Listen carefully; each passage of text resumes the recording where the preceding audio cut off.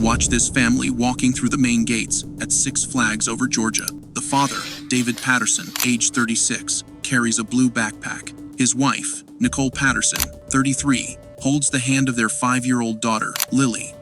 Their 9-year-old son, Tyler, runs ahead toward the roller coasters, his excitement captured in perfect clarity by the park's security system.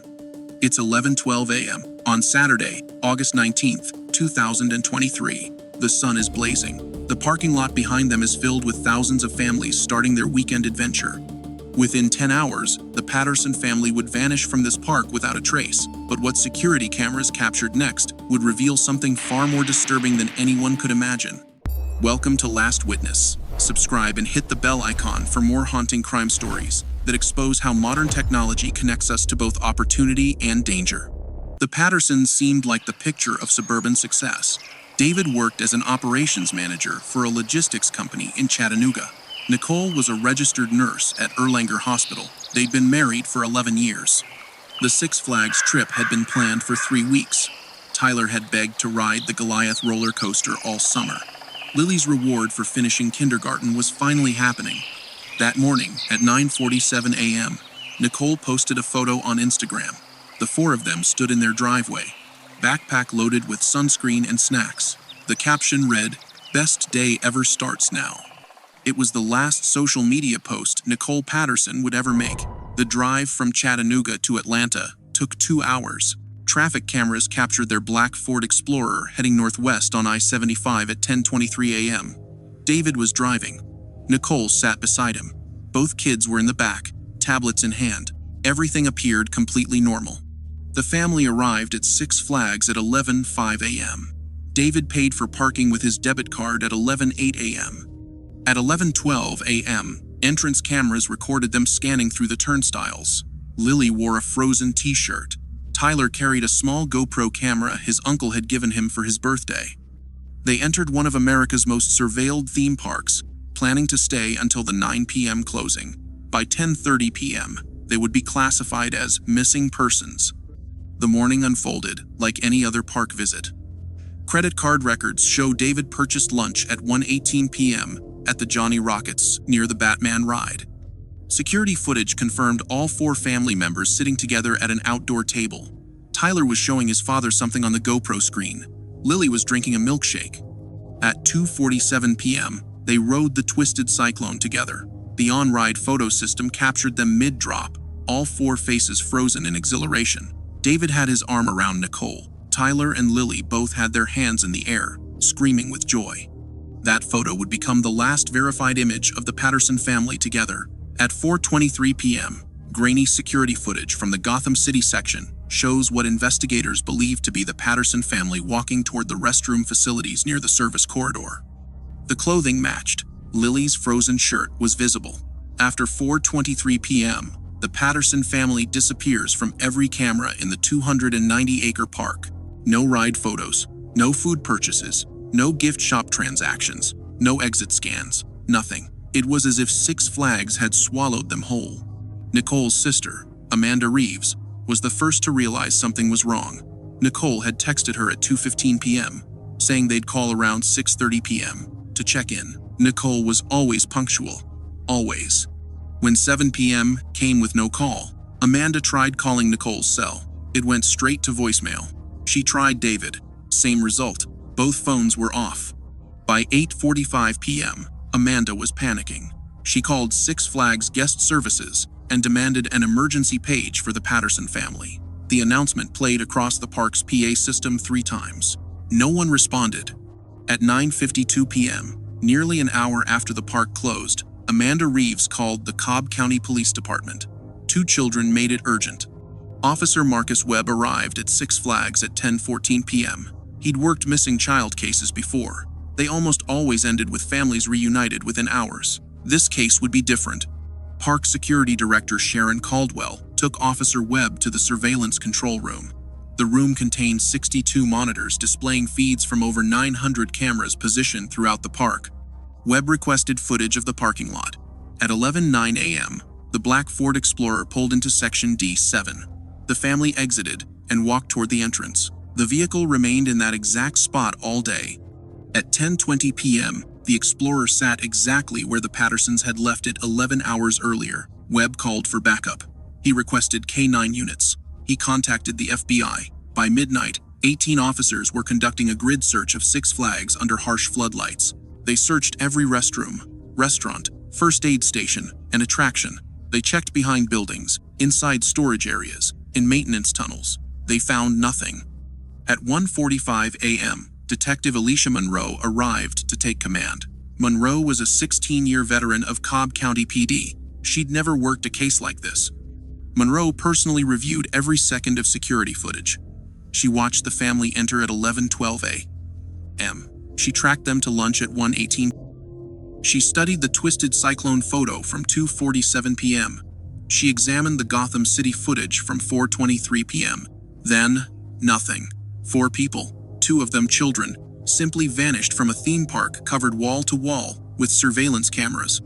At 3:17 a.m., Monroe activated the FBI's Child Abduction Rapid Deployment Team. For 2 days, the investigation produced nothing but dead ends. Over 300 park employees were interviewed. Every guest who'd used a credit card at Six Flags on August 19th, over 22,000 people, received a call from investigators. No one had seen anything unusual. On Monday, August 21st, at 4:52 p.m., the breakthrough came from an unlikely source. A Six Flags maintenance supervisor named Carl Winters contacted park security. Winters, 58, had been off-duty Saturday, but the news coverage had been bothering him. He remembered something. Winters told security about a contract cleaning crew he'd seen in the park that weekend.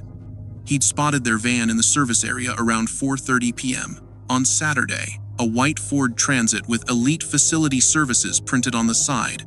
Winters remembered because the van was parked in a restricted zone near the employee entrance by Gotham City, the same area where the Patterson family was last seen at 4:23 p.m. FBI Special Agent Damon Clark immediately requested all records for Elite Facility Services. The park's procurement department provided a contract dated August 12th. The company had been hired for deep cleaning services, 6-month contract. The business address was in Marietta, Georgia. By 6:15 p.m., FBI agents arrived at the address. The building was a mailbox rental store. No company named Elite Facility Services had ever operated from that location. The company was fake. The contract was fake. The credentials were fake. The cleaning crew that had access to Six Flags service areas on August 19th had never existed. Agent Clark assembled a task force. By Tuesday morning, over 40 investigators were working the case. Security footage showed the white Ford Transit entering Six Flags at 6:58 a.m. on August 19th. 2 men in company uniforms sat in the front seats. Both wore caps pulled low, faces obscured.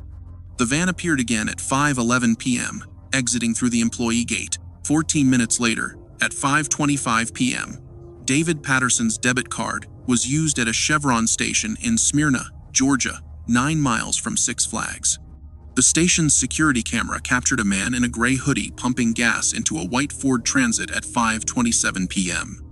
He was approximately 6 feet tall, medium build, early 30 seconds. He kept his face turned away from the camera. The camera couldn't see inside the van. It couldn't see if anyone else was there. At 5:32 p.m., the man finished pumping and drove south on Cobb Parkway. Traffic cameras tracked the van heading southeast toward rural Douglas County.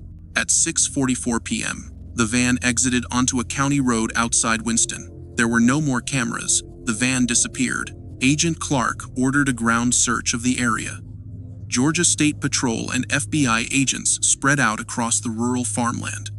On Wednesday, August 23rd, at 2:38 p.m., a state trooper spotted the white Ford Transit hidden behind a dilapidated barn on an abandoned property outside Villa Rica, Georgia, 41 miles from Six Flags. FBI tactical units surrounded the barn. At 3:15 p.m., agents entered. The van was empty. But it wasn't clean. Forensic teams spent 7 hours processing the Ford Transit. The van had been purchased for cash from a dealership in Douglasville on July 30th. The buyer provided a fake name and address. Inside the van, investigators found hair fibers, fingerprints, and trace DNA. Lab results came back Thursday morning. DNA matched Lily Patterson. Hair fibers matched Nicole Patterson. Fingerprints from David and Tyler Patterson were lifted from the cargo area. The Patterson family had been inside that van. The question was, where were they now? Clark expanded the search radius. Every property within 15 miles of the barn was searched. Helicopters with thermal imaging swept the area. Bloodhounds tracked scent trails through the woods. At 5:47 p.m. on Thursday, August 24th, 5 days after the family disappeared, a sheriff's deputy noticed fresh tire tracks leading to an old hunting cabin 4 miles east of the barn. The cabin looked abandoned, but the padlock on the door was brand new. FBI tactical teams surrounded the property. Agent Clark announced their presence. Movement came from inside. At 6:02 p.m., the cabin door opened. David Patterson stumbled out, hands raised, blinking in the daylight. His clothes were filthy. His face was bruised and swollen. He was severely dehydrated. Behind him came Nicole, then Tyler, then Lily. All four were alive. The man who emerged after the Patterson family identified himself as James Whitaker. He was 34 years old, originally from Columbus, Georgia. He worked part-time at a warehouse in Carrollton. He had no prior criminal record. Whitaker was arrested and transported to FBI headquarters in Atlanta. The interrogation lasted 11 hours. His story unfolded slowly. Whitaker had been drowning financially. His hours at the warehouse had been cut to part-time. His girlfriend had left him 2 months earlier, taking their infant son. He was 3 months behind on rent, facing eviction, desperate. The kidnapping plan had developed over weeks. He'd visited Six Flags in July and noticed how easy it was to blend in as maintenance staff. He'd seen the service entrances that bypassed public checkpoints. He created elite facility services using fake documents purchased on the dark web. He submitted a fraudulent contract to Six Flags. It was approved with minimal verification. He bought the van for $2,800 cash. He stole plates from another vehicle. He purchased work uniforms at a surplus store. On August 19th, Whitaker entered Six Flags with a man he identified only as Marcus, no last name provided. Marcus had agreed to help for half the ransom money. They worked through the morning, actually cleaning restrooms to avoid suspicion. At 4:15 p.m., they were near the Gotham City service corridor when the Patterson family walked past. Whitaker claimed it wasn't premeditated. He saw an opportunity. He saw a well-dressed family. He saw money. Whitaker and Marcus confronted the family in the service hallway. Whitaker showed them a handgun. He would later claim it wasn't loaded. He said he never intended to hurt anyone. He just needed money. The Pattersons were forced into the white van. Tyler tried to scream. Marcus covered his mouth. Lily was crying. Nicole was trying to shield her children. David was begging them to take his wallet and let them go. The van left Six Flags through the employee gate at 5:11 p.m. No one stopped them. No one checked inside. They drove to the abandoned property in Villa Rica. The Pattersons were moved to the hunting cabin. Whitaker used David's debit card to withdraw cash at 4 different ATMs before the card was frozen. Total, $1,200. It wasn't enough. It was never going to be enough. Whitaker claimed Marcus left on August 21st, taking half the cash.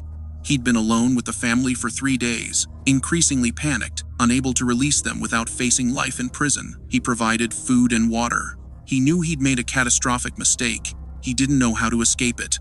When FBI agents surrounded the cabin, Whitaker felt relief. James Whitaker was charged with 4 counts of kidnapping, 4 counts of felony restraint, extortion, identity theft, fraud, and weapons violations. The individual known as Marcus was never identified. Investigators believe Whitaker acted alone and invented Marcus to minimize his role. The trial began in April 2024. The evidence was overwhelming. Security footage, DNA evidence, David Patterson's stolen debit card, testimony from all 4 family members. The defense argued mental health struggles and financial desperation. The prosecution emphasized the terror inflicted on 2 young children. On May 7, 2024, the jury returned guilty verdicts on all counts after 9 hours of deliberation. James Whitaker was sentenced to 42 years in prison, without possibility of parole for 25 years. The Patterson family no longer lives in Chattanooga. They relocated to a small town in North Carolina 8 months after the kidnapping. David took a new position. Nicole stopped working and now homeschools both children. Lily, now 7, is in therapy 3 times a week. She no longer asks to go to amusement parks. She sleeps with her bedroom light on. Tyler, now 11, struggles with anxiety and trust. The GoPro camera from that day remains in storage, never touched again. The 87 photos and videos from August 19th were deleted. Six Flags Over Georgia implemented sweeping security changes. All contractor credentials now verified through multiple agencies. Service vehicles inspected upon entry and exit. Security camera coverage in service areas expanded by 50%. Mandatory background checks for all vendors. The Patterson case led to Georgia House Bill 622, requiring enhanced verification for contractors working at venues with large public gatherings. The bill passed unanimously. Amanda Reeves became an advocate for improved theme park security nationwide, speaking at safety conferences across the country. The FBI now includes the Patterson case in training materials for investigating kidnappings in public spaces. David and Nicole attend family therapy twice a month. Progress is slow but steady. Tyler smiles more often now. Lily is learning to trust again. On August 19th each year, the family stays home. They mark the date privately. They acknowledge what happened. They honor how far they've come. James Whitaker is incarcerated at Georgia State Prison in Reidsville. He has given one interview, expressing profound remorse. He wrote letters to the Patterson family. The letters were never opened. In 2025, David Patterson released a brief statement. "We survived something that should have destroyed us. We're still a family. That's what matters most." The black Ford Explorer was sold in 2024. Neither David nor Nicole could drive it again. Six Flags Over Georgia remains one of America's most popular theme parks. Millions visit each year. Most never hear about the Patterson family, but the changes are there. Invisible but essential. The security protocols, the verification systems, the expanded cameras. One family's nightmare became the catalyst for protecting countless others. The Pattersons don't visit theme parks anymore. Some places remain forever marked. But they are healing. Tyler is finding joy again. Lily is sleeping better. David and Nicole are rebuilding their lives, one careful day at a time. They are survivors. They are still a family, and that's what matters most.